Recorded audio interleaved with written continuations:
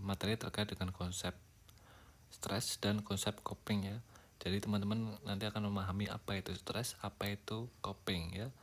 Ini adalah materi yang kedua, jadi silahkan nanti apabila teman-teman yang kurang paham ataupun belum tahu apa yang saya tampilkan di PPT, bisa nanti untuk ditanyakan di e-learning sebagai bentuk dari absensi. Ya, bisa tanya jawab di e-learning ya. Oke, dari pendahuluan, modernisasi dan akibat kemajuan teknologi membawa perubahan gaya hidup masyarakat modern dan perubahan dalam cara berpikir. Ya, perubahan tersebut akan membawa konsekuensi di bidang kesehatan jiwa karena tidak semua orang yang mampu menyesuaikan diri dengan perubahan tersebut. Ya, akibatnya akan menimbulkan ketegangan atau masalah di kesehatan jiwa. Ya, kesehatan jiwa itu adalah seperti yang saya sampaikan di materi sebelumnya, bahwa kesehatan jiwa itu harus mampu, istilahnya orang itu harus mampu untuk menyesuaikan dirinya dengan lingkungan ya, mampu menyesuaikan dirinya dengan masalah yang dihadapi ya. Kemudian individu dalam rentang kehidupan tidak akan pernah terlepas dari berbagai permasalahan yang dihadapi ya. Masalah itu akan silih berganti, kemudian ada yang langsung terselesaikan, kadang juga ada yang tertunda atau bahkan tidak terselesaikan. Nah, orang-orang yang mempunyai kesehatan jiwa yang bagus atau yang baik itu ini dapat mampu ataupun mampu untuk baik itu menyelesaikan, baik itu menunda ataupun bahkan tidak dapat menyelesaikan masalah ya. Jadi kalau tidak terselesaikan masalahnya ya udah biasa aja ya, tidak menghadapi apapun ataupun tidak muncul gejala stres ya.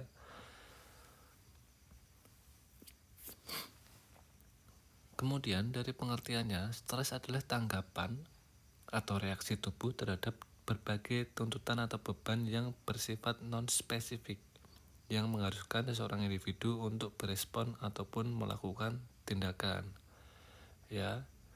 Jadi stres itu adalah sebagai tuntutan ataupun beban yang tidak spesifik ya. Kemudian stres itu adalah reaksi individu terhadap situasi yang menimbulkan tekanan ataupun ancaman. Kemudian reaksi non spesifik dari tubuh terhadap tuntutan kebutuhan dan adanya stresor yang mengganggu keseimbangan dan mengganggu kehidupan sehari-hari. Ya, jadi stres itu bisa sifatnya itu muncul sehari-hari ya, bersifat mengancam ya, kemudian bersifat tuntutan ya. Nah, berdasarkan pengertiannya itu dibagi menjadi dua, yaitu ada eustress dan distress. Nah, kalau eustress itu adalah respon terhadap stres yang bersifat sehat atau positif dan ataupun konstruktif, yaitu bersifatnya membangun ya. Hal ini termasuk dalam kesejahteraan individu dan juga organisasi yang diasosiasikan dengan pertumbuhan, fleksibilitas, kemampuan adaptasi dan tingkat performance yang tinggi. Ya, kalau eustress berarti istilahnya respon terhadap stresnya itu bersifatnya membangun ya, bersifatnya itu konstruktif ya, positif ya, dapat berpikir secara positif ya. Oh, ternyata saya mendapatkan masalah ini, terus kemudian dapat mengambil hikmahnya, itu termasuk dalam eustress ya. Kemudian distress yaitu hasil dari respon terhadap stres yang tidak sehat ataupun negatif ataupun destruktif yang sifatnya merusak ya. Hal ini termasuk konsekuensi individu dan juga organisasi seperti adanya penyakit kardiovaskuler ya, kemudian tingkat kehadiran yang tinggi, ketidakhadiran yang tinggi, kemudian yang diasosiasikan dengan keadaan sakit ataupun penurunan dan kematian. Jadi intinya kalau di stres itu ya, hal yang ketika menghadapi stres itu malah justru apa istilahnya malas-malasan ya, kemudian malah minder ya, malah tidak masuk bekerja, tidak produktif. Nah, itu adalah contoh dari distress. Kemudian faktor stres itu ada di sini jelaskan bahwa proses terjadinya gangguan jiwa yang menggambarkan hubungan antara faktor predisposisi, faktor resiko, kemudian stresor presipitasi atau faktor pencetus, kemudian ada penilaian pertama terkait masalah atau stresornya. Jadi ketika mendapat masalah, oh nanti kesannya atau penilaian pertamanya akan seperti ini, akan buruk ya, atau akan membuat orang itu mengalami stres ya. Kemudian penilaian kedua terhadap sumber atau penggalian coping ya. Kemudian coping terhadap keadaan sehat dan sakit ya. Jadi di sini kita ketahui bahwa kalau kalau buat ASKEP atau ASKEP-nya di perawatan jiwa itu ada pertanyaan mengenai adanya faktor predisposisinya itu apa. Kemudian ada faktor presipitasinya itu apa. Nah, itu pasti akan ditanyakan di ASKEP-nya. Ya. Kemudian untuk jenis-jenis faktor predisposisi yaitu ada dari segi biologis, psikologis, dan sosiokultural. Kalau di sisi biologis itu terkait dengan genetika, keturunan tadi ya, kemudian status gizi ya, kemudian sensitivitas biologi ya, kemudian ada yang kedua ada psikologis terkait dengan inteligensia, kecerdasan, kemudian kepribadian, pengalaman masa lalu, dan motivasi. Nah, untuk terkait dengan sosiokultural ini faktor-faktor lain yang mempengaruhi sehat dan sakit jiwa seperti usia ya, jenis kelamin, kemudian pendidikan ya, penghasilan, pekerjaan, kedudukan sosial, dan latar belakang budaya.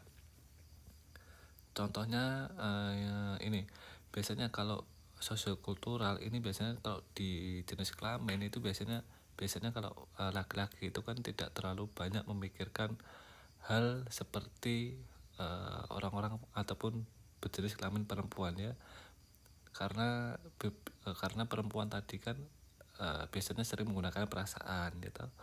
Nah, itu bisa menyebabkan gangguan kesehatan jiwa. Kemudian pendidikan, pendidikan yang rendah itu biasanya akan terkena karena mendapat pendidikan yang rendah, kemudian dalam proses berpikirnya, dalam proses menyelesaikan masalahnya itu pasti akan berbeda dibandingkan dengan pendidikan yang tinggi ya. Kemudian dari segi penghasilan, ekonomi yang rendah ya, itu pasti akan berbeda mentalnya dibandingkan dengan penghasilan yang tinggi, pekerjaan ya, kemudian kedudukan sosial ya, kemudian latar belakang budaya. Nah, ini adalah faktor-faktor dari sosiokulturalnya.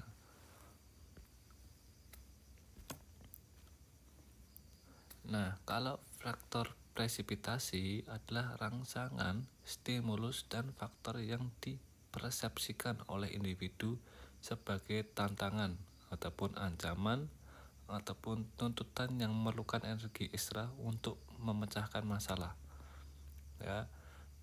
Kalau di sini penyebab stres disebut dengan stresor. Nah, stresor dibagi menjadi 3 yaitu cataclysmic event ya, yang tidak terprediksi, tidak terjadi bersamaan, dan tetapi memerlukan energi yang ekstra ya. Kemudian ada stresor personal seperti gagal dalam ujian, bercerai, PHK ya. Kemudian ada background stressor seperti pertengkaran dalam kehidupan sehari-hari ya, keluarga ya, pertengkaran di keluarga ya, kemudian masalah kecil yang terus-menerus mengganggu ya, kemudian menyusahkan orang. Terus adanya stresor kronik yaitu ketidakpuasan terhadap pekerjaan, ya tidak kemudian tidak ketidakpuasan terhadap keluarga. Nah biasanya ini berlangsung selama ya, karena ini adalah kronik ya, stresor kronik. Oke. Nah menurut Koizer, respon individu terhadap stresor itu tidak sama ya, tergantung dari sifatnya atau maknanya dari stresor dari individu tersebut. Jadi kalau kita mendapatkan stresor, itu pasti anggapan individu A dan individu B itu pasti akan berbeda ya, maknanya ya, sifatnya itu pasti akan berbeda. Kadang kalau individu A itu misalkan mendapatkan suatu masalah sudah biasa, tapi kalau misalkan individu B mendapatkan masalah yang sama, itu pasti akan dipikirkan berhari-hari, terus kemudian malah justru membuat stresor si individu B tadi ya. Kemudian jumlah stresor pada saat yang bersamaan ya, stresornya banyak, misalkan dari keluarga, dari pekerjaan ya, kemudian dari masyarakat ya. Kemudian lingkupnya stresor, nah ini lingkupnya mana, lingkup keluarga, masyarakat, ataupun lingkup keluarga di pekerjaan. Nah kemudian kuatnya stresor, kemudian lamanya stresor itu muncul ya, kemudian ada nggak pengalaman masa lalu dari stresor yang sama ya, kemudian tingkat perkembangannya ya. Kita tahu bahwa tadi saya jelaskan bahwa fase dari anak, remaja, dewasa itu kan masalahnya berbeda-beda, masalahnya akan bertahap. Nah oke. Kemudian adanya terkait dengan personality, keturunan, dan nilai budaya.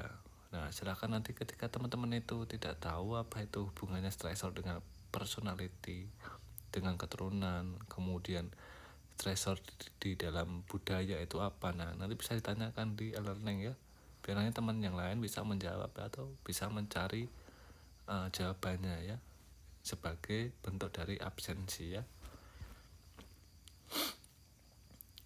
Nah model stres berdasarkan respon. Yang pertama, stres sebagai respon biologis ya, yang dikenal sebagai flag or flag syndrome ya. Di sini menurut Selye merumuskan bahwa stres sebagai general adaptation syndrome atau GAS, atau sindrom penyesuaian umum, di mana reaksi umum tubuh terhadap stres ada 3 tahap, yaitu reaksi waspada, kemudian reaksi melawan, dan reaksi kelelahan ya. Jadi stres itu kan ketika ada masalah itu kan pasti waspada, kemudian sifatnya akan melawan. Ketika stresor itu tidak kuat untuk dilawan, pasti akan muncul rasa kelelahan ya, capek ya. Nah proses terjadinya stresor secara fisiologis itu bisa dilihat di sini.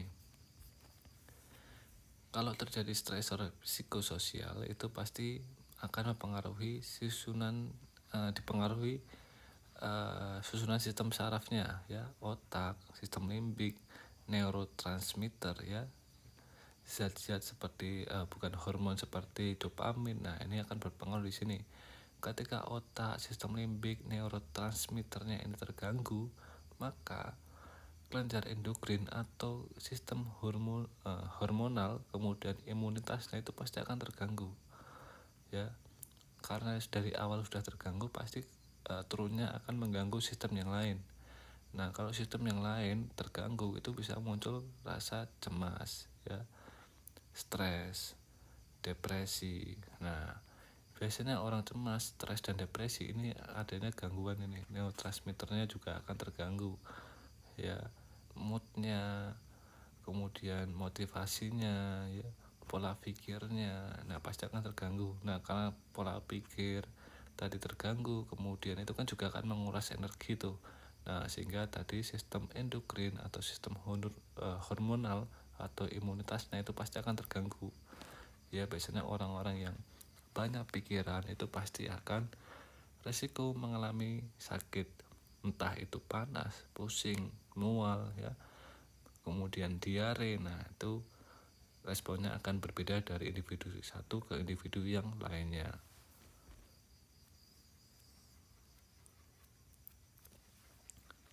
Nah, yang kedua, stres sebagai suatu kejadian lingkungan, di mana stres sebagai suatu peristiwa yang memicu respon fisiologis dan psikologis yang adaptif pada individu, yang menimbulkan perubahan dalam pola hidup yang memerlukan penyesuaian diri dan menguras kemampuan seseorang. Ya, kemudian ada stres sebagai transaksi antara individu dan lingkungan. Ya, jadi interaksi antara individu dan lingkungan disebut dengan hubungan transaksional. Ya, stres bukan hanya sebagai stimulus atau respon saja, tetapi juga proses ketika seorang menjadi perantara yang aktif mempengaruhi stresor melalui strategi perilaku, kognitif, dan emosional. Nah, ini adalah faktor yang mempengaruhi, contohnya adalah genetik, pengalaman masa lalu ya. Kemudian ada faktor pencetus ya, kemudian dinilai dulu, diolah dulu di kognitifnya, di pola pikirnya, kemudian dinilai. Nah, apakah itu relevan? Kalau tidak relevan pasti tidak akan berespon ya. Dibiarin aja, karena tidak relevan, biarin aja lah ya, kayak gitu ya. Kemudian ada panic positif, yaitu respon yang menyenangkan. Kemudian ada penilaian stres seperti kehilangan, ancaman, tantangan hidup. Nah, kemudian dinilai lagi. Terus kemudian kalau orang yang sehat itu pasti akan sifatnya akan adaptif ya, akan menerima masalah tersebut, kemudian akan mencari solusinya. Kalau yang maladaptif ini biasanya orang-orang yang atau pasien yang tidak mampu ataupun bersikap acuh tak acuh ya terhadap masalah yang dihadapi. Ya, responnya pasti akan, kalau di sini positif, kalau yang ini negatif gitu ya. Mudahnya seperti itu. Ya, pengalaman stres dapat berasal dari 3 sumber. Yang pertama dari lingkungan ya, karena lingkungan itu kan selalu bersinggungan dengan kehidupan si pasien atau kehidupan si individu ya. Misalnya penyesuaian dengan cuaca ya, hubungan interpersonal antara individu satu dengan yang lainnya, kemudian adanya tuntutan penampilan ya, kemudian ada peraturan, sikap, dan lain-lain ya. Karena tadi di lingkungan kan ada lingkungan yang istilahnya bergaul dengan A, harus penampilannya harus seperti apa ya. Misalkan masuk ke lingkungan perumahan A, itu harus peraturannya seperti apa, sikap yang harus dijaga di setiap lingkungan itu pasti akan berbeda. Nah, kemudian kondisi fisiologis tubuh, di mana pertumbuhan cepat pada remaja, kemudian menopause pada wanita, kemudian proses menua, penyakit, kecelakaan, kemudian nutrisi yang buruk, semuanya membuat tubuh mengalami stres ya. Kemudian ada pikiran, otak sebagai organ untuk mengartikan ataupun menerjemahkan perubahan yang kompleks pada lingkungan dan tubuh ya.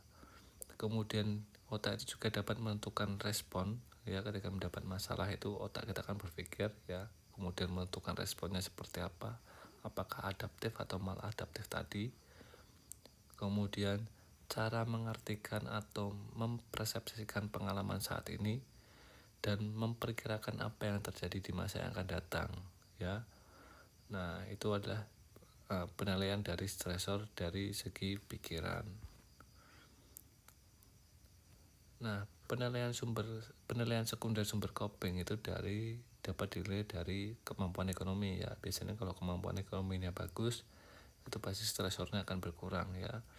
Kemudian skill yang dimiliki, kemampuannya seperti apa dalam menghadapi masalah. Kemudian mekanisme pertahanan ego yang bisa digunakan ya, ketika mendapat masalah mentalnya sudah bagus ya berarti dia akan menghadapi masalahnya dengan baik. Tapi kalau mentalnya ataupun egonya itu tidak bagus ya pasti akan mendapatkan masalah, itu akan dianggap sebagai stresor yang kuat ya. Kemudian adanya dorongan atau support keluarga, teman atau masyarakat.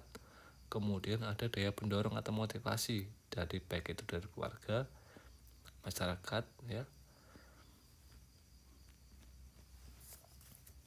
Nah, kalau di sini pengertian coping adalah upaya individu yang berupa pikiran ataupun tindakan yang dapat mengatasi situasi yang dirasakan, ya, baik itu menekan tadi, ancaman tadi, menantang ataupun ancaman, ya. Kemudian coping itu merupakan strategi dalam penyesuaian diri dalam mengatasi masalah atau ancaman, ya, untuk keseimbangan diri yang merupakan suatu proses. Ya, jadi coping itu adalah aktivitas kognisi dalam bentuk penilaian kognisi terhadap kejadian dan reaksi, kemudian menetapkan respon yang didasarkan pada proses penilaian tersebut. Jadi coping ini bisa diartikan sebagai mental kita ataupun solusi kita dalam menghadapi suatu stresor, gitu ya. Nah, faktor yang mempengaruhi pemilihan strategi coping adalah kesehatan fisiknya. Kesehatan merupakan hal yang penting karena dalam usaha mengatasi stres dituntut juga dapat mengerahkan tenaga yang cukup besar, ya. Seperti yang saya katakan tadi, ketika orang itu stres pasti akan dari segi fisiknya akan terganggu, mudah capek, ya, karena energinya terfosir, ya.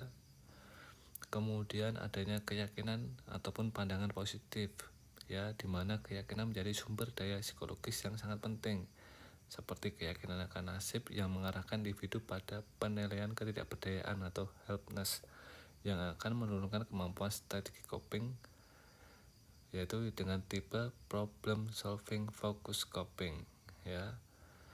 Jadi kalau kita lihat di sini untuk strategi copingnya, nah biasanya orang-orang yang menghadapi masalah dia yakin nggak dengan solusinya atau strateginya, ya, pandangannya terkait dengan strategi yang akan diterapkan itu bagaimana, apakah nanti dia yakin nggak bisa menyelesaikannya atau justru ragu-ragu, ya, ataukah justru malah bukan optimis, ya, terkait dengan solusi ataupun strategi yang dapat dilakukan untuk menghadapi masalah. Kemudian yang nomor 3 terkait dengan keterampilan memecahkan masalah, yaitu kemampuan untuk mencari informasi, ya, kemudian menganalisa, kemudian mengidentifikasi masalah dengan tujuan untuk menghasilkan alternatif tindakan. Jadi ini adalah second option, ya. Kemudian mempertimbangkan alternatif tersebut, ya. Kemudian sampai akhirnya dia itu melakukan rencana dan melakukan suatu tindakan yang tepat. Kemudian ada keterampilan sosial, di mana ini ada kemampuan untuk berkomunikasi, bertingkah laku dengan cara-cara yang sesuai dengan nilai sosial yang berlaku di masyarakat. Ya, kemudian ada dukungan sosial, ya. Kemudian kemampuan ekonomi. Nah, nih, kemudian jenis kelamin, ya, seperti yang saya katakan tadi bahwa jenis kelamin wanita itu lebih cenderung berorientasi pada emosi, ya, sedangkan laki-laki berorientasi pada mengatasi masalah. Nah, ini yang saya jelaskan tadi kenapa stresor itu pasti akan berbeda ketika itu diterapkan di perempuan ataupun di laki-laki. Walaupun itu masalahnya sama, tapi tingkat stresornya itu pasti akan berbeda antara laki-laki dan perempuan. Kemudian coping pemecahan masalah, yaitu yang pertama adalah kompromi, ya, yaitu dengan cara konstruktif yang digunakan individu dengan melakukan pendekatan ataupun negosiasi ataupun musyawarah atau win-win solution, jadi sama adil, ya. Kemudian menarik diri, yaitu dengan penyelesaian masalah sementara dengan menarik diri secara fisik atau psikologis, ya. Reaksi fisik seperti menghindari sumber stresor, misalnya menjauhi polusi, ya, sumber infeksi, ya. Kemudian reaksi psikologis individu menunjukkan perilaku apatis, ya, tidak berminat disertai rasa takut. Nah, ini yang berbeda, ya, dari kalau misalkan yang di atas itu seharusnya dia menghindari, tapi dia tidak mengalami gangguan apatis, ya, tidak berminat, ya. Kemudian perilaku menyerang atau fight, Di sini, reaksi yang ditampilkan individu dalam menghadapi masalah dengan menyerang konstruktif, yaitu teknik asertif seperti mengatakan terus terang ketidakkesukaan terhadap perilaku yang tidak menyenangkan. Nah, ini adalah jenis-jenis coping dalam menyelesaikan masalah. Nah, strategi ini gimana sih untuk memecahkan copingnya atau pemecahan masalahnya, yaitu yang pertama adalah bicarakan dengan orang lain yang dapat memberi ketenangan, kemudian menganggap semua masalah dapat terselesaikan, kemudian mengekspresikan perasaan secara kuat, kemudian mencari tahu banyak tentang situasi, kemudian memikirkan kekuatan dan kelemahan pribadi untuk mengatasi stres, ya, kemudian mengerjakan suatu atau melakukan tindakan alternatif, kemudian berhubungan dengan kekuatan supernatural seperti meningkatkan spiritual, ya, kemudian latihan penanganan stres seperti meditasi, ya, pernafasan dan lain-lain, kemudian belajar dari pengalaman yang lalu, ya, kemudian tidak mengulang lagi kesalahan yang sama. Nah, teman-teman, di sini bisa saya jelaskan atau teman-teman bisa lihat. Jadi yang pertama adalah faktor predisposisi, yang pertama yaitu terkait dengan biologis, psikologis, dan sosiokultural. Kemudian ada faktor presipitasi yang sifatnya, kemudian ada sumbernya, waktunya, jumlahnya itu seperti apa. Kemudian penilaian terhadap stresornya dari segi kognitifnya, dari segi afektifnya, fisiologisnya, perilakunya, sosialnya seperti apa.